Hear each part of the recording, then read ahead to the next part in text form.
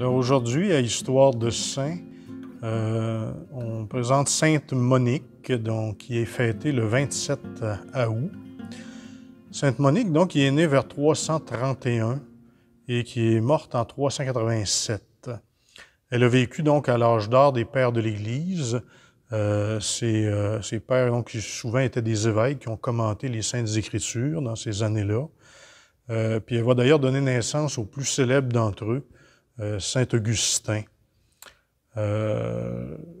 Tout ce qu'on sait de Sainte Monique, on le doit d'ailleurs à son fils Augustin, spécialement à travers le livre des Confessions, où Saint Augustin raconte son itinéraire spirituel, spécialement sa conversion. Alors, je vous invite donc à découvrir ou à redécouvrir cette épouse et cette mère chrétienne exceptionnelle dont la vie de sainteté nous est offerte en exemple.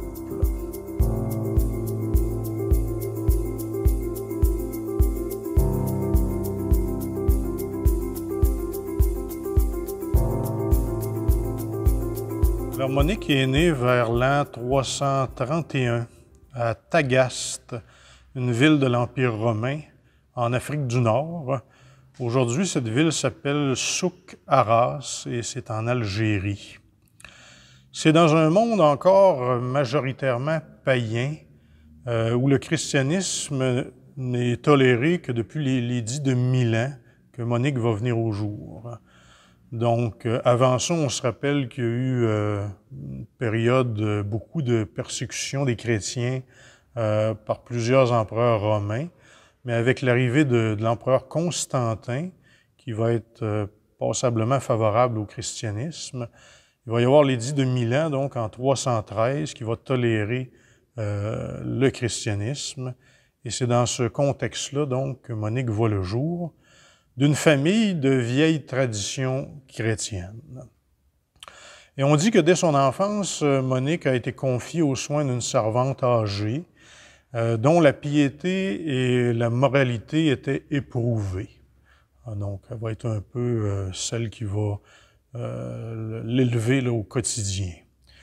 Plus tard, Monique va aller à l'école et quand viendra le temps de diriger sa propre maisonnée, c'est en latin, donc, qu'elle va élever ses enfants.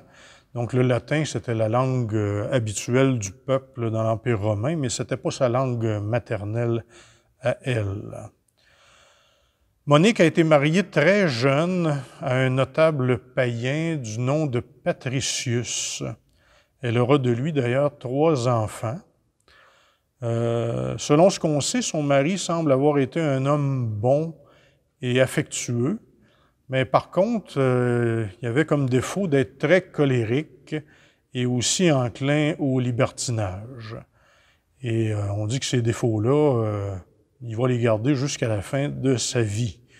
Heureusement pour lui, son épouse était très patiente et docile. Et, Patricius, donc, a quand même le mérite d'avoir laissé son épouse Monique élever leurs enfants dans un intense climat de foi chrétienne.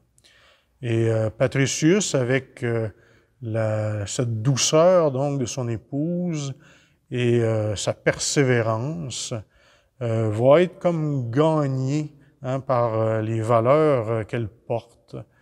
Et il va décider à un moment donné, lui aussi, de faire un cheminement pour devenir chrétien. Il va s'inscrire au catéchuménat et il va recevoir le baptême, donc, vers la fin peu avant sa mort, vers la fin de sa vie. Monique, donc, va se retrouver veuve quand même assez jeune. On sait qu'elle a eu son premier enfant à l'âge de 23 ans. Donc, le premier-né, c'est Augustin, le plus célèbre des 3. Monique et Patricius, donc ses parents, sont des petits propriétaires terriens. Ils ne sont pas nécessairement très riches. Par contre, ils sont assez en moyens pour financer les études d'Augustin. On sait par ailleurs qu'Augustin avait aussi un frère qui était appelé Navigius, qui lui paraît avoir été très timide et maladif, par contre qui avait hérité de la piété de sa mère Monique. On sait aussi qu'ils avaient une sœur, donc la fille de la famille. On ne connaît pas son nom, cependant. On sait seulement qu'après être devenue veuve, celle-ci se fit religieuse au couvent d'Hippone. Hippone, ça se trouve être la ville d'importance près du village où Sainte Monique est née, et c'est aussi la ville dont son fils Augustin va devenir plus tard l'évêque. La grande épreuve de Monique dans sa vie, ça va être de voir son fils Augustin s'éloigner de la foi chrétienne qui lui a été inculquée, spécialement par sa mère, dans son enfance. Alors, à partir de son adolescence, Augustin va s'éloigner de cette foi-là. Dès l'an 369, on dit Monique a senti que son fils s'éloignait d'elle, autant au point de vue spirituel que moral. Augustin, en effet, va avoir une concubine durant 14 ans, avec qui il va avoir un fils. Au plan des idées, Augustin est en quête de sens. Il se cherche, spécialement au début à travers la philosophie grecque, puis ensuite à travers la secte manichéenne dans laquelle il va entrer et qui prône une sorte de syncrétisme, là, autant au niveau religieux que philosophique. Ça va être un choc pour sa mère Monique qu'il entre dans cette secte-là, qui est anti-chrétienne. Elle va le considérer à ce moment-là véritablement comme un apostat, et elle va même refuser de le recevoir à la maison. La tristesse de Monique, à cette époque-là, va lui arracher des larmes. Elle va prier sans cesse pour la conversion d'Augustin, pour son retour à la foi. Il y a deux événements qui vont encourager Monique à travers cette grande épreuve. D'abord, un rêve étrange dans lequel elle voit un être lumineux qui lui commande de bannir toute crainte de son cœur. Ensuite, elle va avoir une conversation avec un évêque qui va congédier Monique avec ces mots qui sont restés célèbres, là. « Il est impossible que périsse ce fils de tant de larmes. » Alors, cela a certainement contribué à la persévérance de Monique, puisqu'on dit qu'elle a prié environ 20 ans elle a prié et a versé des larmes pour son fils Augustin, donc, pour qu'il revienne à la foi. Mais elle va avoir la joie de voir Augustin, donc, après tout ce temps, faire vraiment une rencontre de Dieu en profondeur, puis je dirais au-delà même de ses espérances de mère. Alors, ces larmes de tristesse, on pourrait dire d'une certaine façon, se sont transformées en larmes de joie.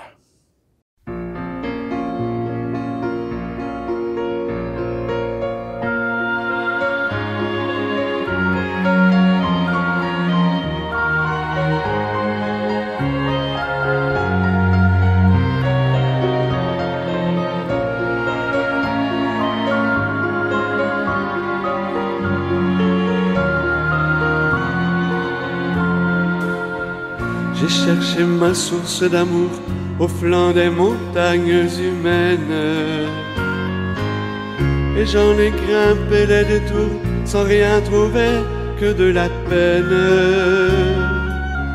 Et je l'ai cherché dans des yeux mouillés de peur et de tendresse, rêvant des rêves d'amoureux comme un enfant d'une caresse. Je t'ai cherché longtemps, je t'ai cherché partout, je te croyais dehors, tu étais au-dedans. Dieu, me voici maintenant, je suis au rendez-vous, où ton amour m'attend toujours. Et j'ai fait le tour des marchands, marchands de bonheur et de songeurs, mais ils m'ont pris habilement dans la magie de leurs mensonges. Un jour la pluie m'a rappelé qu'il est des sources dans la terre. Et j'ai résolu de sonder mon cœur enfermé dans la pierre. Je t'ai cherché longtemps, je t'ai cherché partout. Je te croyais dehors, tu étais au-dedans, Dieu. Me voici maintenant, je suis au rendez-vous où ton amour m'attend toujours.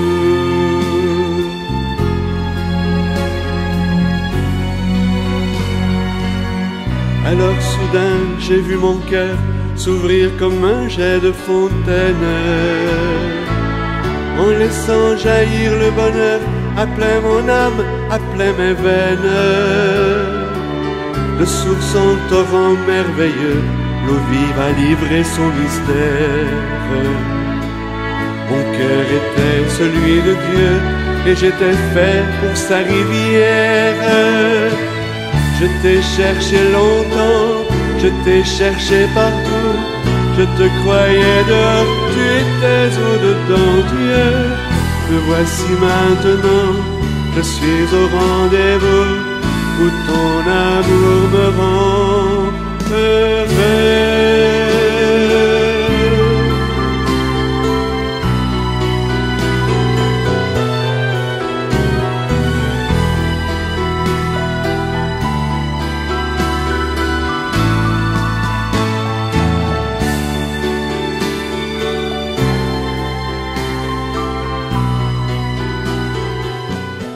Alors, je veux maintenant vous lire un extrait du livre des Confessions de saint Augustin, où il parle des derniers moments qu'il a vécu avec sa mère, Monique. C'est un extrait qu'on retrouve au bréviaire, que spécialement nous, les prêtres, nous lisons là, à chaque jour. Donc, c'est à la fête de sainte Monique. À l'approche du jour où ma mère allait sortir de cette vie, tu connaissais ce jour, mon Dieu, nous l'ignorions. Il arriva par l'effet de tes arrangements mystérieux, à ce que je crois, qu'elle et moi, nous nous trouvions seuls, appuyés à une fenêtre, d'où l'on voyait le jardin, dans la maison que nous habitions. C'était à Ostie, à l'embouchure du Tibre, loin de la foule, après la fatigue d'un long voyage. Nous reprenions nos forces en vue de la traversée. Nous causions donc seuls avec une grande douceur. Oubliant le passé, étendu vers l'avenir, nous cherchions ensemble auprès de la vérité, c'est-à-dire auprès de toi, ce que serait la vie éternelle des saints, que l'œil n'a pas vu, que l'oreille n'a pas entendu, que le cœur n'a pu concevoir. Nos cœurs s'ouvraient avidement au flot céleste de ta source, la source de vie qui est en toi. C'est de cela que nous parlions, quoique d'une manière et en des termes différents de ceux que j'ai rapportés. Mais Seigneur, tu le sais, ce jour-là, comme nous causions ainsi, et que le monde, parmi ses propos, perdait pour nous toute valeur, ma mère me dit, « Mon fils, pour moi, il n'y a plus rien qui me donne du plaisir en cette vie. Qui ferai-je maintenant? Pourquoi y suis-je encore? Je ne le sais pas. Mon espérance en ce monde est maintenant épuisée. Une seule chose me faisait désirer de m'attarder dans cette vie quelque temps encore, c'était de te voir avant ma mort, chrétien catholique. Dieu m'a plus que comblé sur ce point, puisque je vois que tu es son serviteur, au point de mépriser les joies terrestres. Qu'est-ce que je fais ici? Je ne me rappelle guère ce que j'ai répondu à ces paroles. En tout cas, environ 5 jours après, un peu plus, elle se mit au lit avec la fièvre. Pendant sa maladie, il lui arriva un jour de perdre conscience et de ne plus reconnaître ceux qui l'entouraient. Nous sommes accourus, mais elle a vite repris ses sens. Elle nous vit debout près d'elle, mon frère et moi, et elle nous dit, avec l'air de chercher quelque chose, « Où étais-je? » Puis, nous voyant accablés de tristesse, elle dit, « Vous enterrez ici votre mère. » Je me taisais en retenant mes larmes. Quant à mon frère, il lui dit quelques mots, qu'elle ne devait pas souhaiter mourir à l'étranger, mais comme un sort plus heureux dans sa patrie. En l'entendant, ma mère eut le visage anxieux et lui jeta un regard de reproche pour avoir eu cette pensée. Puis elle me regarda. « Vois ce qu'il dit. » Et s'adressant à nous deux, « Enterrez mon corps n'importe où, que cela ne vous donne aucun souci.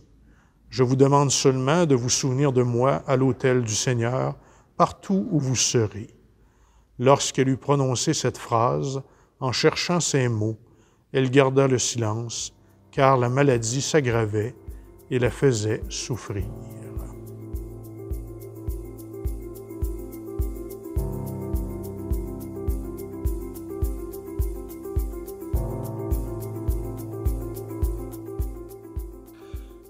Sainte Monique est donc décédée, comme on l'a vu dans la lecture tantôt, au port d'Ostie, qui est situé en Italie, après avoir été 9 jours malade.